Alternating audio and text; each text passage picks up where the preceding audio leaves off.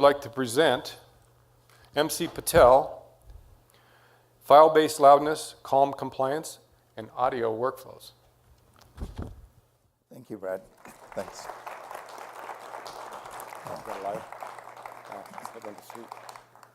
So basically, about 2 or 3 weeks ago, Lounge sent me an email saying that we're doing this day and would I like to come and present.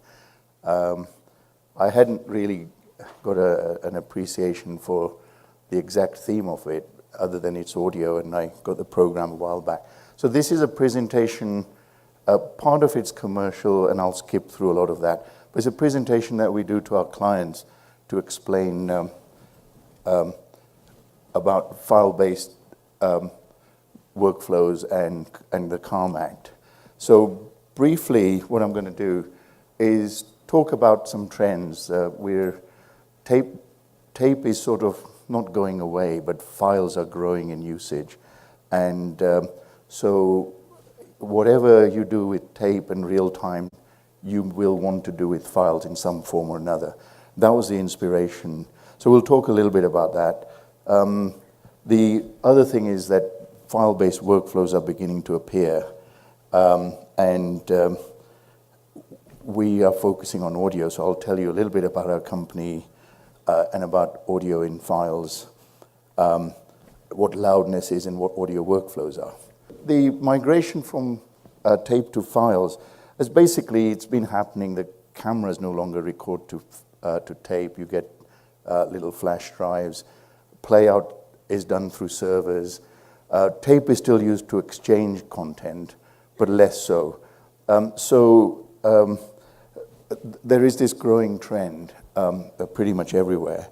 And what we did is about 4 years ago, I've done a lot of stuff. I've been in the industry since the mid-'70s, and I wanted to start a business again. I've done a couple of them already. And I just had the idea, what should I do? And we came up with this idea that all the creative stuff is done, and a lot of it's commoditized. So to try and build a new editing system, A, would cost too much money, and B, nobody would be interested because it's already there.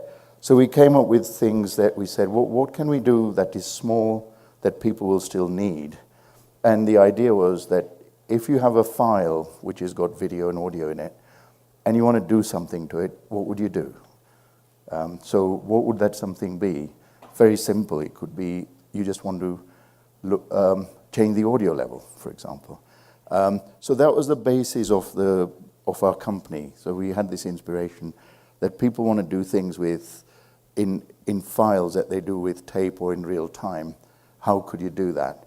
And then so we set up a bunch of rules. As I said, we have a lot of background in this industry, been around for many years. So we do understand what the expectations are, what the trends are, and so on. So we decided to make this file-based product. One thing we decided is it should run on any platform, a Mac, a PC, Linux. And that was largely a protection on our part, because all these OSs seem to be obsessed with going to tablet and mobile. So I didn't want to find that we developed this wonderful piece of software, but the operating system it runs on is no longer available or doesn't support it.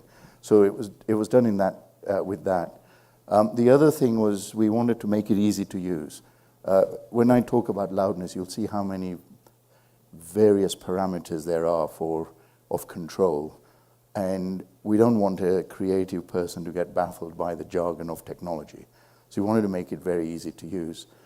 Also, we want to do something where, because you don't have much control, some of these things will run in faster than real time.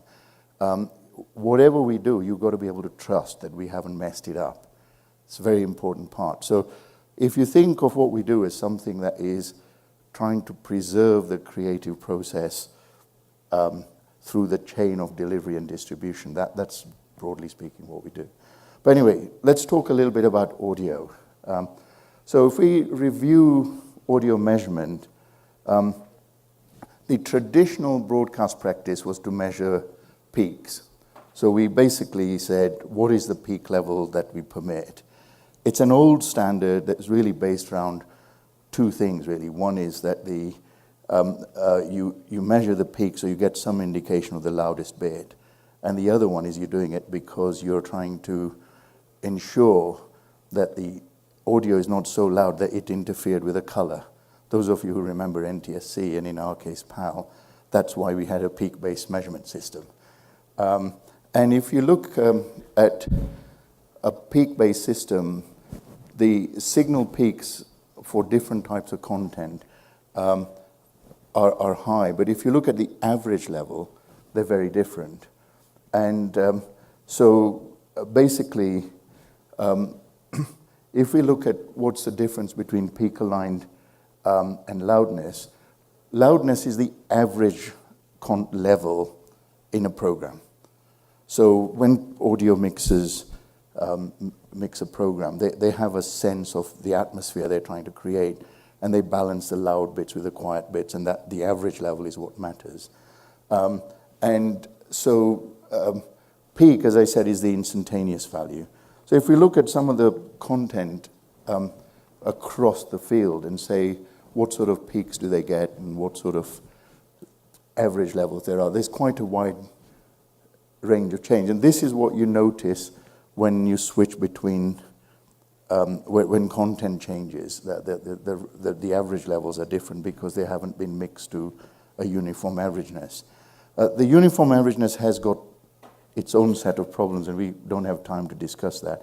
But this is the trend that worldwide people are saying that we want to do all our audio measurement and compliance based around what they call program loudness, which is the average level as opposed to the peak level.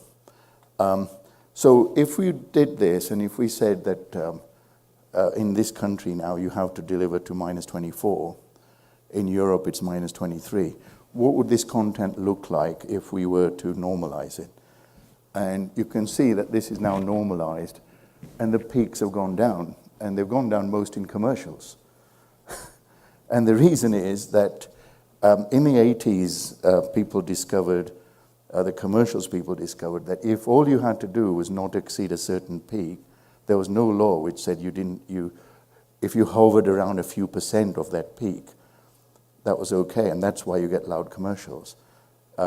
This is a kind of generalization, but that's the gist of it. And over the last few years, the audio standards bodies have been working towards trying to create a standard which allows us to use all this wonderful dynamic range and give you enjoyable content. That's really the mission. So that was the drive towards these standards. You know, we basically wanted to use, and they've used some very complex formulae to get this program loudness. I'll just give you a flavor of the standards. The ITU, the 1770-123, are the bedrock of the actual standard. And then in Europe, we have the EBU. In the US, we have ATSC. Japan has its own. They're all based on the same formula, but with subtle differences. So if we were to try and implement this, one of the things is if you're doing this in the file-based measurements, there are loudness uses a number of measures, but these are the sort of things that are possible. So the average level is a good level to aim for delivery. If you're mixing, though, you may want to have information about peaks and averages that are short term. So for that, they have the short term and momentary loudness. Program loudness is about the whole program. The short term is a 3-second average, and the momentary is a few milliseconds. Momentary is a little bit like the VU or the peak meter. And then there is the idea of true peak, which is, what is the highest level that you can reach as a result of peaks. Then we have this measurement called the loudness range. And loudness range is essentially it's trying to measure dynamic range in a slightly more intelligent and contextual manner. And what it really says is that if you take using an algorithm, if you throw away the bottom 10% and the top 5%, the dynamic range using this loudness, this averaging technique is what loudness range is about. That becomes important when you have programs that were mixed for theatrical display and then they want to be put onto broadcast, and even more so when they want to be put onto a mobile device. So here's a whole range of measurements, and they give you an idea of what what you should be looking out for. We focus on files. So if you have a file, I mean, what would it look like? So we all know the peak meters. We're very familiar with that. They're just graphs that bounce up and down. In a file, we have the opportunity to measure the whole file and give you some graphical display. Nice thing about this is if it's faster than real time and it's a 2-hour movie, if you decide to send a text message to somebody whilst you're monitoring this in real time, you might miss something. So this gives you information that's there, and it's captured. There's no accuracy issues with what happened if you go away. It also means you can measure simultaneous things at once. And so just some examples. This is the peak program meter, which is European one. These are the loudness meters, where we're looking at true peak and the short-term loudness. Program loudness is really boring because it's the average of the whole program. So it starts with 0 and hovers around 23, and it just stays there. And the end of the program is when you get the average, because you don't know what the average is until you get to the end. And that is, in some ways, why doing that in the file domain is a good thing, because somebody sends you a file, you can measure the program loudness exactly and do something about it. If you are trying to deal with live content, now you're steering the mix as you go along. One of the problems, I think a couple of sessions, there was a question about why does my audio sound so bad in some instances. Even if it's mixed really well, in the short way to take care of the legal issues associated with program loudness is to put a limiter on the output that kind of controls this, and it will change the mix. And in doing so, it will affect audio in a manner that whoever spent a lot of time lovingly making the audio will not like, because it's pure guesswork. We don't have to do that in the file domain, but I'll talk about that in a little while. So just a couple more graphs. So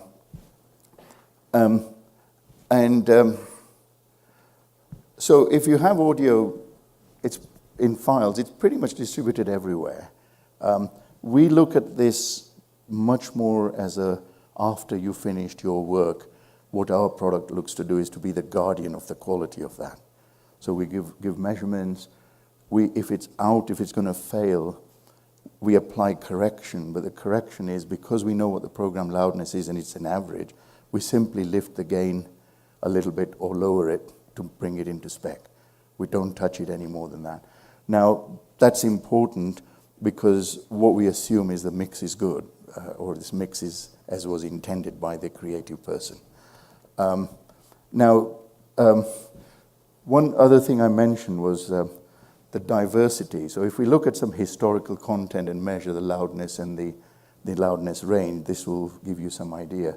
So I got my DVD collection out. This, ignore the detail, but you can see how much range of content there is. This is what children are for. They come and pester you for some pocket money.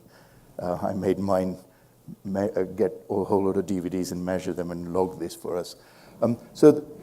What should happen for television is all this would sit at -24 in the US and -23. Instead, as you can see, there's a huge diversity. Loudness range is even wider. The content towards the left-hand side is extremely loud with very, very compressed sound, and that one I think is Jungle Book. And then on this side, this is Mission Impossible, which has got a huge amount of dynamic range or loudness range. And again, what broadcasters are saying is they would like to have this dynamic range closer to 16. So there's all that content that really they ideally don't want to transmit. And Sky in UK use this product to get an idea of what the things are, and they remix the content so that it's suitable for broadcasting. And this is occurring. It's a gradual process around the world. When countries adopted it, the broadcasters started by putting these output processors on the end of the transmission in the master control. So they kind of achieved the result. Then production came back to them and said, you know what, you're messing up our sound. So this is now going back through the food chain, and more care is taken. The end result should be much better audio for us. And the end result should also be that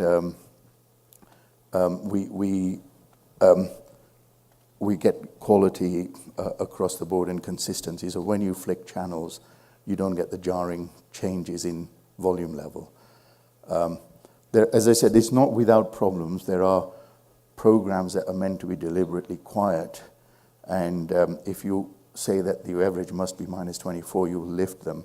There was an example of a program that they had in Norway where somebody did a documentary on a train journey, and all you hear is the track rattle, the rattle of the track as the train moves across, and it's beautiful, silent, but the average level clearly wouldn't be as low as it should be. So there's some debates going on about it, and also what would you do if you wanted to watch Formula One? You know, how loud should that be?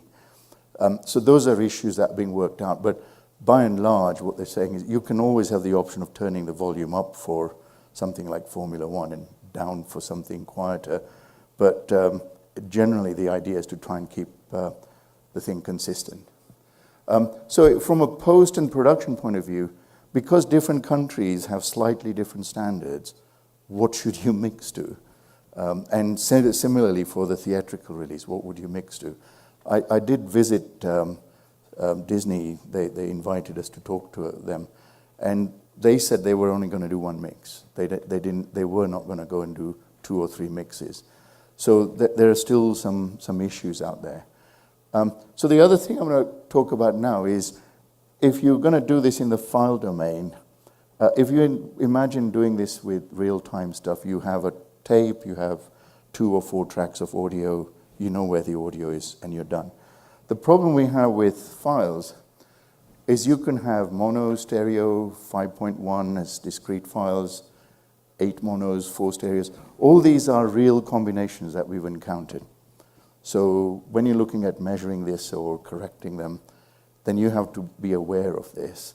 Now, there should be some metadata in a file that tells you what your track layout is. Majority of the people don't trust that metadata, largely because if it goes through a transcoder, you lose some of the metadata. So here we are, we have a really nice, wonderful mix, but you have all these sort of issues. So we have to look for strategies for dealing with that. The other thing is this multi-channel audio. So we have people who say, we will give you 6 mono files that are representative of the 5.1. Can you measure this? Can you correct this? This is just a little slide which allows you to define what they are by a suffix, and then the software takes care of it. And what we've done is within the software you can also decide for yourself what you're expecting. So if you see 8 channels, you could set that up as 4 stereos or 5.1 in stereo, etc. So these are just little strategies to say, I don't trust my metadata, but I know who the client is, and I'm expecting this from them. We do get asked to detect whether we have stereo or 5.1. We don't want to make that judgment call because we have no idea what that content would be like. The other thing is just file types. Every few months, new file types come about. So we have to deal with the standard WAVs, BWAVs, the QuickTimes, MXF, LXF, etc. But this is something that one has to be aware of. A new system comes out with a certain advantage, and there's a slightly different file type. And some of these files being authored by different devices will also have their own little characteristic. So these are some of the considerations. But when you have a piece of software like this, what would you expect it to do? So the first thing is obviously it must measure accurately and consistently. It should be able to deal with all the various specifications. And it should give you some form of visual feedback. You haven't got your meters anymore. So it should have some sort of reporting, which is either in a graphical representation of the file, some of those examples that you saw, or just a little report. Now, the nice thing with software is once we've logged it, we can generate a report. So you can actually send this back to your client saying, this is what's wrong with it. Or if you're the supplier, send a report saying, it was okay leaving me. So these are things that are easy and much more possible. So the other thing that the tool does is, if it does correction, it should do correction so that it's minimally impacting on the mix, because you want to keep the quality. So as I said, for average program loudness, all we do is just do the gain change. Now, when you do gain change, you may create a peak error, because if you're going to increase the gain, you may start clipping some of the high points. So one of the things we do is when we are scanning the thing, we will measure the peak, detect where they are, keep a record of it, and when we do the correction, we apply localized attenuation so that it doesn't exceed it, and we fade the thing in and out. It's just very, very careful look at what the problem is and how you can look after it. This is about how far I wanted to go with the measurement. The rest of it is some examples of implementation. So the product we came up with is this product called F. And what it basically does is it takes a file, measures the audio, gives you a report on it. If it requires correction, it will correct it. If you have Dolby encoding in there, it can deal with it.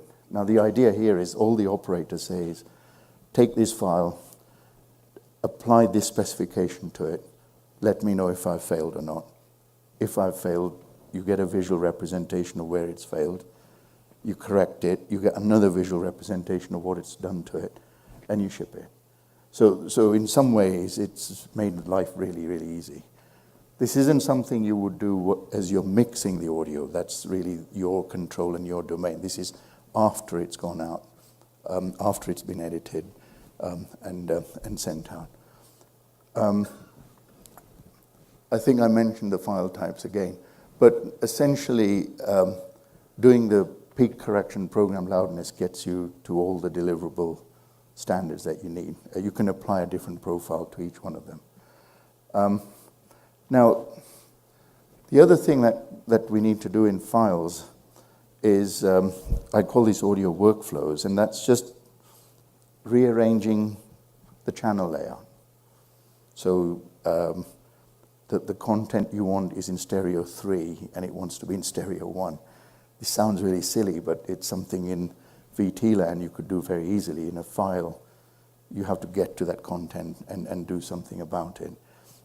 Or, as often happens, you may get the English track and the M&E, and you need to put a different track, so you need to extract the M&E, do the voiceover, and put it back in again.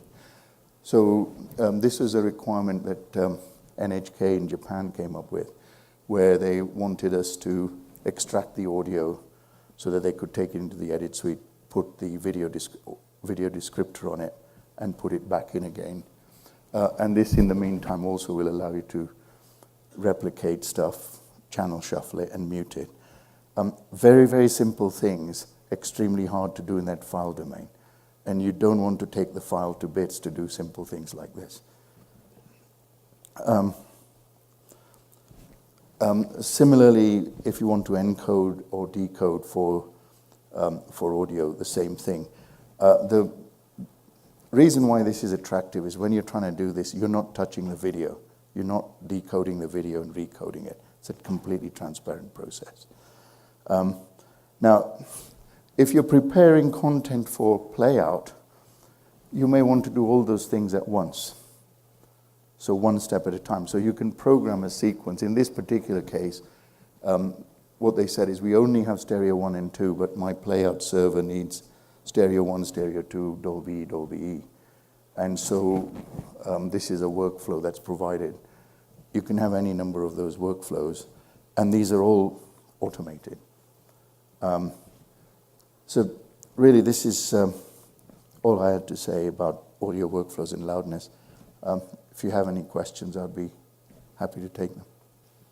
Just after been working with Adobe's Creative Cloud recently on a project, and they have a plugin for measuring loudness, and they use it in, I think, LKFS is That's the right. standard, whatever. Yeah. Could you talk about sort of the difference between that and, let's say, other standards? Okay, so LKFS and LUFS are the two words. It's exactly the same, except one is starts from the bottom and works upwards, so it's a negative or positive number. So if there isn't really any technical difference. There is a weighting factor that they used to apply. But what Adobe have done is it does measure the program loudness for most world standards.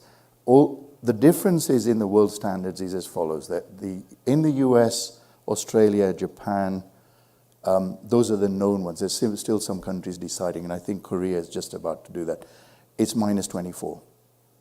And the tolerance is plus minus 2 LU for live content and plus minus 1 for program content. In Europe and some of their colonies, if you like, it's minus 23.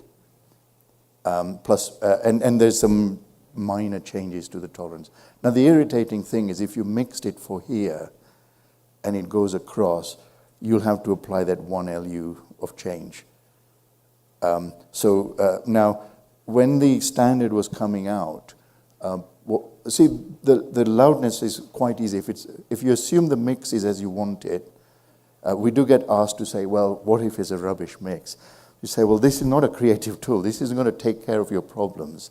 This is really going to take care of compliance without degrading the content. If you put that through the master control, what it'll do is it'll start at 0, and it'll say, I need to make sure that at the end I get to minus 24. So if it gets too loud, it'll start compressing. So it'll modulate the mix. And it's targeting minus 20. So it doesn't know when the program's going to end, so it keeps hunting away and keeping it in a narrow band. So you can imagine how horrible that would be for content. So yes, the standards within 1 LU. So there is a bit of correction required, but it's not difficult. True peak is a little bit more challenging, and most of the things like Adobe don't attempt to do anything about it. Some of the people will say, well, we'll keep our peak down to minus 4 or minus 5, so we don't violate it. But if you do have content, our sort of software will take care of it. And the example I gave you, this one, is a playout example. So when it goes to the playout servers, it'll be taken care of. When you say Disney is just doing one mix, are they doing a 5-1 and then folding down to stereo and then transcoding back up to 7-1, whatever? I think they do one mix for a theatrical mix, but the stereo is down mixed. They don't do a mix for 5.1 and a mix for stereo. So they just do it 5-1 and then they fold down to stereo. That's correct, yeah. Now this is the other thing that's occurring is that on the one hand you may have a 5.1 and you fold down to stereo. On the other hand, you have a problem with HD transmission in a lot of countries where they want 5.1. And so there is a requirement to take stereo and upmix it to 5.1. And a lot of broadcasters don't have an infrastructure. If it's an old broadcaster, their infrastructure may be stereo only. So there are challenges in there, and this is the thing we're looking to put in here. We won't design the upmix. There are some industry recognized upmix algorithms that are good. But it's the thing that you were talking about earlier, which is that because everyone's trying to drive the cost down, they're basically having to make these compromises. And what companies like ours are trying to do is to give you solutions or give them solutions that minimize the impact of that compromise. But if it's a 5-1 mix and someone is listening on stereo and doesn't have the proper playback equipment, then that's going to be a less than... Absolutely, yes. And even worse is that very few setups, ordinary setups, are geared for 5.1 sound anyway in the home. These are, well, in fact, the LCD TVs have really poor speakers, and so they're now bringing out these sound bars that give you slightly better audio, I guess. But you're right. I have a 5.1 setup, and you can tell the difference. The stereo has become a poor cousin on the presumption that everyone will have a 5.1 setup. But in fact, the majority of people are listening in stereo, right? Absolutely, or mono even. Yeah, yes, they are. Yeah. One of the bigger issues, I mentioned the loudness range. This is something we get asked about a lot, is a mix for mobile so that you can hear it better. Again, my company is trying not to alter the mix, but the pressure is on us to give a solution which says, every broadcaster in Europe because our playouts are all subcontracted out to third parties, every one of them is asked to provide that same system for VOD, and all they do is they take that and simply transcode it, and your audio is going to be very poor there. So we are looking at some algorithms for allowing you to have a better audio experience. But it has to be automated because this workflow, we're doing 2,500 hours a month, and it's not supervised. It's completely automatic. And that's really where the pressure is. Dolby Atmos is kind of coming, a new thing that's coming. Are you guys taking that into account? Well, we try it and follow the trends.